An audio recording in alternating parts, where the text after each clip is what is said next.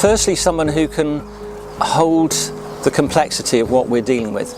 I mean, one of the things I'm very aware of at this conference is that it intensifies both the hope and the despair if you're really listening. So a good leader has to be capable of holding those themselves and for the people they're involved with. The whole idea of servant leadership, I think, is really crucial in these times. And the other big theme for me is around collective leadership. You know, I think we're way past the point where one lone superhero can go out and save the situation. Basically, the superheroes and heroines absolutely need to collaborate with each other. I think an increasing number of people are listening.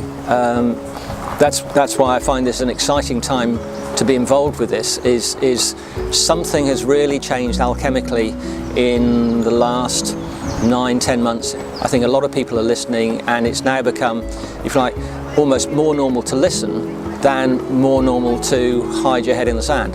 The fundamental change needs to happen at the consciousness level, and this is very much what Thomas Berry was saying 15 years ago in The Dream of the Earth and talking about the new story.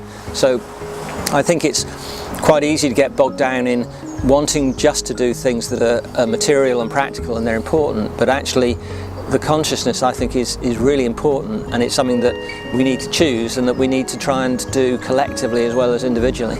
And I think the willingness to take risks in opening your heart with other people and building a sense of collective strength, you know, particularly in a society like the UK, which is quite inhibited about feelings, about physical contact, about taking the first step. I think the more of us can take those risks with each other, the better. You could check out my website, futurescanning.org, which will tell you about the pilot projects that I'm leading at the moment. Along with the one around the health services, the other one I'm really excited about is called Future Conversations.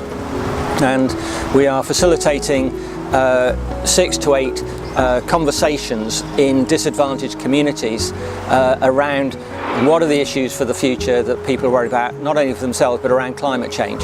So what we're aiming to do is to meet people where they're at, understand their fears and their hopes, but then to give them both information and also the kind of skills in terms of community organising and deep ecology and what I would call spiritual resilience, that they actually can take that forward as a community into the future.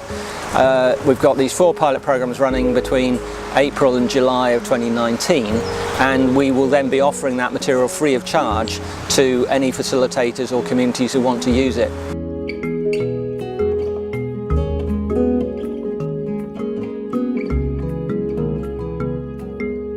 Keep choosing active hope and keep believing that you can make a difference even though it all feels overwhelming.